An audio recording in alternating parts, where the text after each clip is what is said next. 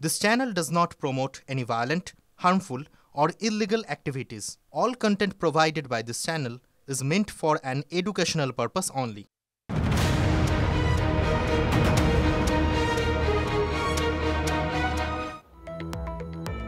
স্কুলেও শাসানি হুমকির রাজত্ব, প্রধান শিক্ষিকাকে আঙুল উঁচিয়ে শাসানি তৃণমূল নেতার, সিসিটিভির ফুটেজ ভাইরাল। শোরগোল মালদার হবিবপুরে। বুলবুলচন্ডী আর.এন. রায় বিদ্যানিকেতনের প্রধান শিক্ষিকা ঝুম্পা মজুমদারকে হুমকি। কাঠগড়ায় স্কুলের পরিচালনা সমিতির সভাপতি তথা তৃণমূলের শ্রমিক নেতা সুবোধ রায়। স্কুলের এক শিক্ষিকাকে ছুটি না দেওয়াকে কেন্দ্র করে গোলমাল। ওই শিক্ষিকা সুবোধ রায়ের কাছে অভিযোগ জানান বলে খবর। এরপরেই কেন ছুটি দেওয়া হয়নি এই নিয়ে প্রধান শিক্ষিকাকেই স্কুলে গিয়ে শাসান তৃণমূল নেতা। প্রতিবেশী তরুণীর সঙ্গে সম্পর্ক মেনে নেয়নি তরুণীর পরিবার। মহেশতলায় মীমাংসার নাম করে ডেকে যুবককে বেধড়ক মারধরের অভিযোগ শিক্ষা দিতে যুবককে ডেকে নিয়ে গিয়ে চুলের মুঠি ধরে বেধড়ক মারধর করে তরুণীর পরিবার। ছেলেকে বাঁচাতে গিয়ে আক্রান্ত হতে হয় মাকেও মারধরের অভিযোগ। তরুণীর 3 মামার বিরুদ্ধে মহেশতলা থানায় অভিযোগ দায়ের। ফারাক্কায় তৃণমূল নেতার দাদাগিরি, পুলিশ অফিসারকে মার। তৃণমূলের বেওয়া 1 নম্বর পঞ্চায়েত উপপ্রধানের নেতার গাড়ি দাঁড় করানো, এসআইকে অকথ্য গালিগালাজের পাশাপাশি মারধরের অভিযোগ। গ্রেপ্তার পঞ্চায়েতের উপপ্রধান তারিকুল শেখ।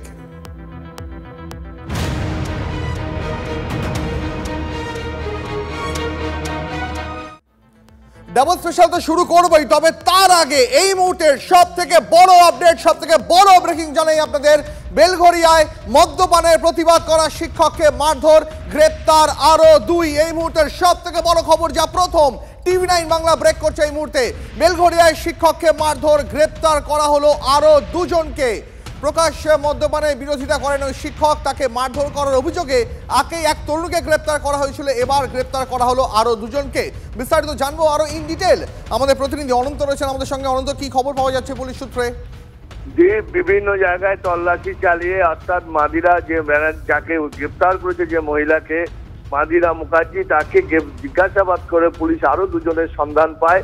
সেই 2 জনকে গ্রেপ্তার করেছে পুলিশ। তাদের দফায় দফায় জিজ্ঞাসাবাদ করা হচ্ছে বেলঘরিয়া থানায়। এরপর তাদেরকে জিজ্ঞাসাবাদ করে পুলিশ আরো 2 জনকে আইডেন্টিফাই করেছে। সেই 2 জনের খোঁজে আরো তল্লাশি চালাচ্ছে। এই নিয়ে মোট গ্রেপ্তার 3 জন, অর্থাৎ মহিলা সহ আরো 2 যুবক, এবং এখনো পর্যন্ত আরো 3 জন পলাতক। সেই 3 জনের খোঁজে পুলিশ তল্লাশি চালাচ্ছে।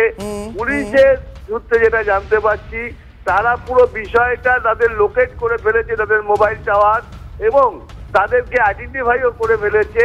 হয়তো আজকের মধ্যে তারা সবাইকে ধরে ফেলতে পারবে, এমনটাই পুলিশ সূত্রে জানতে পারছি। বেশ অনন্ত, অনেক ধন্যবাদ, নজর রাখো।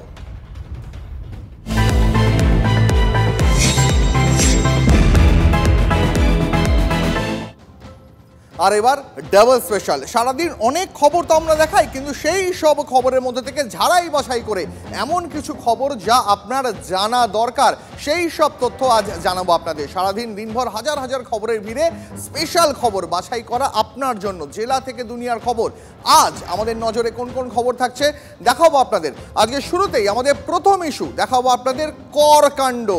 দীঘায় ঘরছাড়া পর্যটকরা কেন, কার দোষ? মুখ্যমন্ত্রী মমতা বন্দ্যোপাধ্যায় সাধের দীঘায়, প্রশ্নের মুখে প্রশাসন। দেখাবো ইন ডিটেল। আজকে আমাদের ডাবল স্পেশালের দ্বিতীয় ইস্যু, আয়া আতঙ্ক। আচ্ছা বলুন তো, কার ভরসায় বাড়িতে রেখে যাবেন মা বাবা বা সন্তানকে? আয়ার ভরসায়, তাই তো? কিন্তু সেই আয়ায় যদি খুনি হন, সাঙ্গপাঙ্গ নিয়ে যদি লুট করেন, আপনার বাড়ি ভরসায় চির ধরবে, তাই তো? দেখাবো সেটাও। ডাবল স্পেশাল নিয়ে আজ আমি দীপ রয়েছে আপনার সঙ্গে।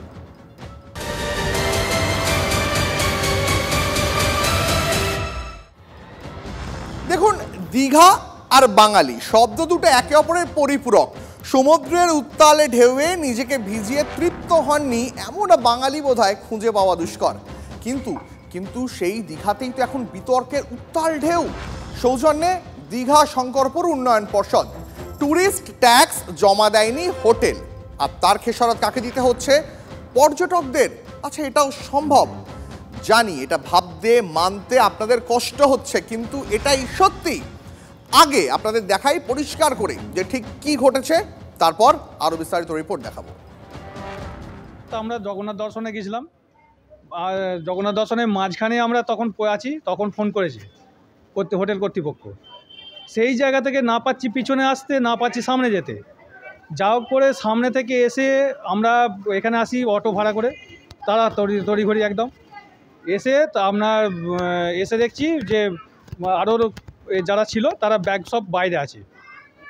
হ্যাঁ, আরও প্রশাসনের লোক সব ছিল, বলছে হোটেল সিল করে দেবো, হোটেল খালি করতে হবে এক্ষুনি। এবার সেই মুহূর্তে আমরা কোথায় যাব বলুন? শুনলেন কি বলছেন এই পর্যটক? সাধের দীঘায় পরিবার নিয়ে বেড়াতে এসেছিলেন, গিয়েছিলেন সদ্য তৈরি হওয়া জগন্নাথ মন্দিরে। হোটেলের ফোন পেয়ে ছুটে এলেন, তারপর ব্যাগপত্তর নিয়ে রাস্তায়। রাতের খাবারটুকু সুযোগও মেলেনি কোলের শিশুর জন্য খাবারটাও। হোটেল নাকি ট্যাক্স দেয়নি, তাই দীঘা শঙ্করপুর উন্নয়ন পর্ষদের কর্তা এসে হোটেলে তালা দিলেন, পর্যটকদের রাস্তায় নামিয়ে। হঠাৎই কিছু, কিন্তু আমরা তো বুঝতেই পারলাম না যে কেন বেরিয়ে যাব। হ্যাঁ, যে সিল করে দিল, কিন্তু আমাদের তো মানে বাচ্চাটাকে যে খাওয়াবো সেইটুকুও টাইম দেয়নি, যে একটু টাইম দেবে সেটুকুও টাইম দেয়নি, মানে বেরিয়ে যেতে হবে, সঙ্গে সঙ্গেই বেরিয়ে যেতে হবে।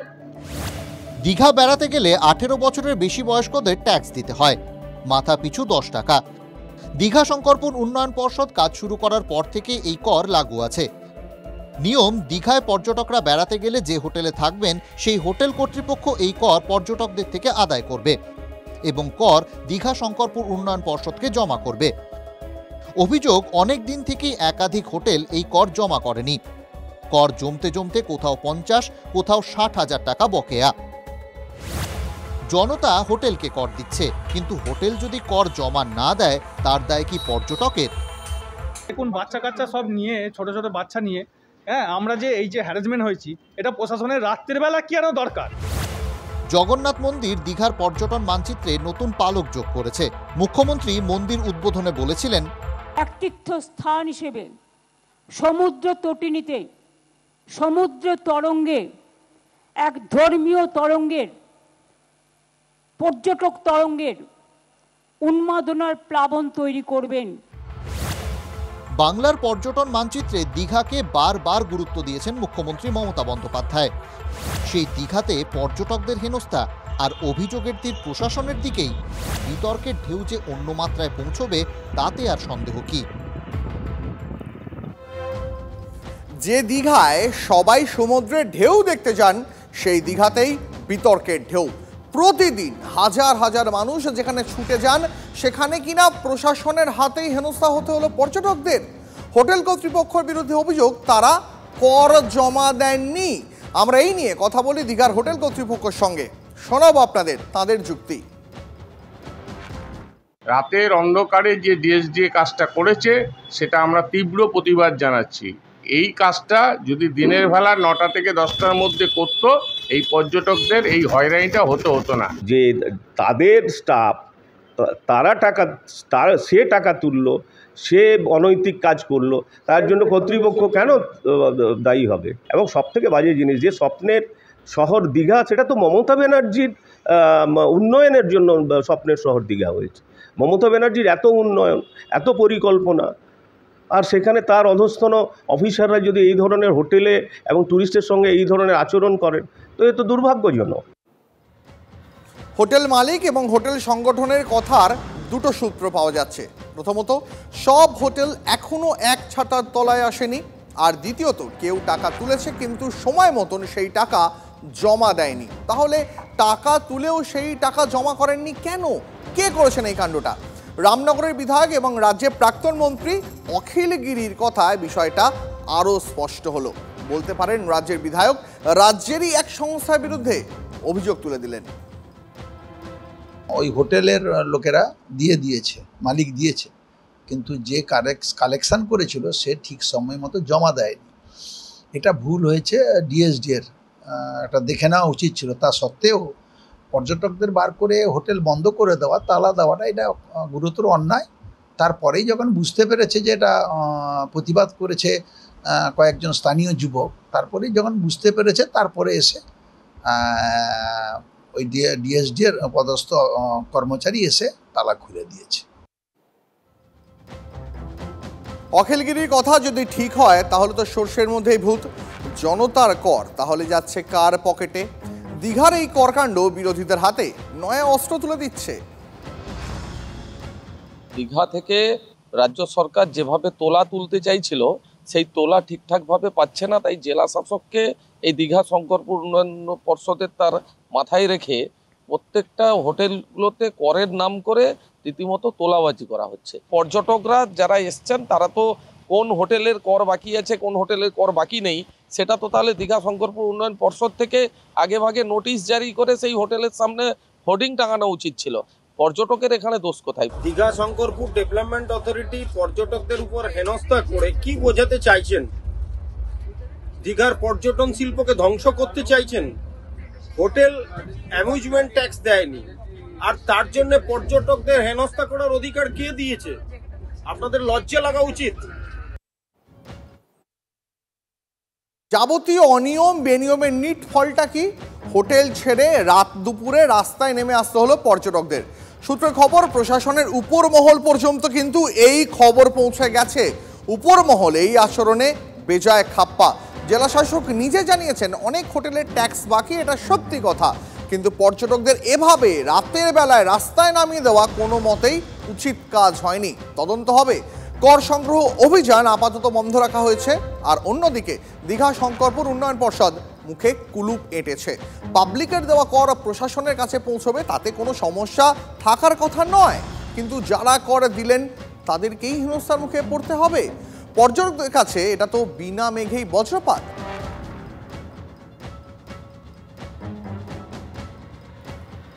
দেখুন, আমি বা আপনি অনেক সময় হয় যে কাজের সূত্রে বাড়ির বাইরে যাই, আর সেই সময় বাড়ির যারা বয়স্ক রয়েছেন, মা বাবা বা ছোট, তাদের দেখাশোনার জন্য আমরা আয়া নিয়োগ করি।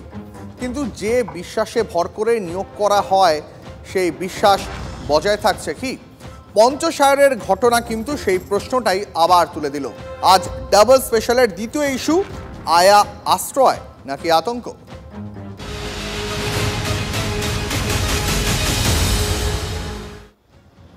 দেখুন, এই খবরটা কিন্তু ইন ডিটেল আপনাদের গতকালই দেখিয়েছিলাম যে পঞ্চশায়রে একটা অভিজাত আবাসনে বৃদ্ধা খুন। আপনারাও নিশ্চয়ই অনেকেই সেই খবর ইতিমধ্যেই দেখে ফেলেছেন।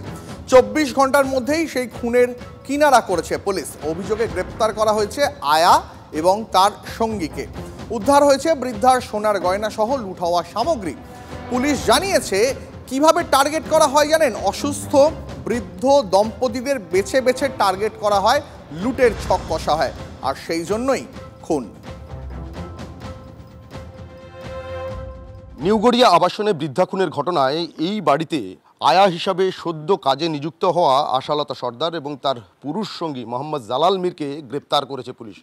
ধৃতদের কাছ থেকে লুট হওয়া বেশ কিছু গহনা, এমনকি বেশ কিছু সামগ্রী উদ্ধার হয়েছে, এমনটাও পুলিশ সূত্রে জানা যাচ্ছে। তদন্তকারীরা যেটা অনুমান করছেন যে এই খুনের ঘটনা গোটাটাই কিন্তু লুঠের কারণে বা লুঠের পরিকল্পনা করেই ঘটানো হয়েছে। এই আশালতা সর্দার স্থানীয় একটি আয়া সেন্টার থেকে দিন কয়েক আগেই এই বাড়িতে আয়া হিসাবে কাজ শুরু করেন, কিন্তু 17 তারিখ তিনি প্রথম কাজে আসেন, তার পরবর্তীতে দিন তিনেক তিনি আর কাজে আসেননি। যেটা পুলিশ সূত্রে জানা যাচ্ছে যে শুক্রবার ভোরে এই বাড়ির পেছনে থাকা একটি দরজা দিয়ে আশালতা সর্দার বাড়ির ভেতরে প্রবেশ করেন। অর্থাৎ সামনে দিয়ে গেলে যদি কারোর নজরে পড়ে যান, বা এই যে সিসি ক্যামেরা রয়েছে, ক্যামেরাবন্দি হওয়ার বিষয় থেকে যাচ্ছে, সেই কারণে বাড়ির পেছন থেকে ভিতরে ঢুকে বৃদ্ধার হাত পা বেঁধে তাকে মাথায় ভারী বস্তু দিয়ে আঘাত করে, এমনকি শ্বাসরোধ করে তার মৃত্যু নিশ্চিত করে। এমনকি তারপরেই লুটপাট চালানো হয়। এদেরকে জিজ্ঞাসাবাদ করে এই ঘটনার সঙ্গে এরা দুজনই যুক্ত রয়েছেন নাকি এদেরকে আরও কেউ বা কারা কোনোভাবে সহযোগিতা করেছিলেন সেটাও জানার চেষ্টা করছেন তদন্তকারী আধিকারিকরা। দেখলেন, এই ঘটনা আমাদের মনে যে আতঙ্ক তৈরি করে তাতে কোনো সন্দেহ নেই। বাড়ির বড়দের, বয়স্কদের বা ছোটদের আয়ার ভরসায় রেখে আসতে মন চায় না, কিন্তু কাজের চাপে সেই উপায় নেই। অনেক মানুষকেই কাজের জন্য প্রত্যেক দিন বাড়ির বাইরে যেতে হচ্ছে। বাড়িতে থেকে যাচ্ছেন বৃদ্ধ মা বাবা, ভরসা সেই আয়া। স্থানীয় কোনো আয়া সেন্টার থেকে যারা বাড়িতে কাজে আসছে তাদের সঠিক পরিচয় পাওয়া যাচ্ছে তো? দেখুন, ব্যাঙের ছাতার মতন আজকাল পাড়ায় পাড়ায় গজিয়ে উঠেছে নানান আয়া সেন্টার। ভালো মন্দের বিচার করার উপায়টা কি?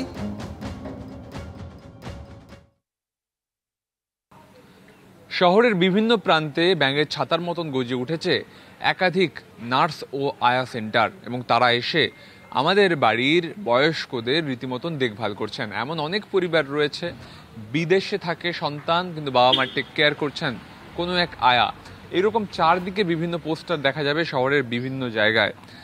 তবে যারা আসছেন তাদের কি প্রপারলি ব্যাকগ্রাউন্ড ভেরিফিকেশন করছে এই আয়া সেন্টারগুলো? তাদের ইনফরমেশন কি পুলিশের কাছে দেওয়া থাকছে? একাধিক বিষয় নিয়ে প্রশ্ন উঠছে পঞ্চশায়রের এই নৃশংস ঘটনার পরে।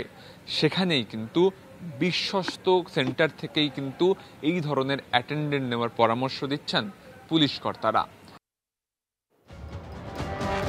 অভিযুক্ত আয়াকে ইতিমধ্যে পুলিশ গ্রেপ্তার করেছে। আয়া সেন্টারে থাকা তার পরিচয়পত্র দেখেই আশালতা সর্দারের হদিশ মিলেছে। কিন্তু প্রশ্ন উঠছে যে অনেক সময় এই পরিচয়পত্রগুলো নিয়ে প্রশ্ন উঠে যাচ্ছে। এক্ষেত্রেও পরিচয়পত্র ছিল, কিন্তু আয়া সেন্টারগুলো এই পরিচয়পত্রগুলো আদৌ কি যাচাই করে, বা করলেও কিভাবে করে? ব্যাকগ্রাউন্ড চেক হয় কি? ব্যাকগ্রাউন্ড চেক করার কোনো পদ্ধতি আছে কি? কাকে বিশ্বাস করবো এখন? আয়া সেন্টারগুলো করা হচ্ছে, এগুলো কতগুলো নিয়ম আছে।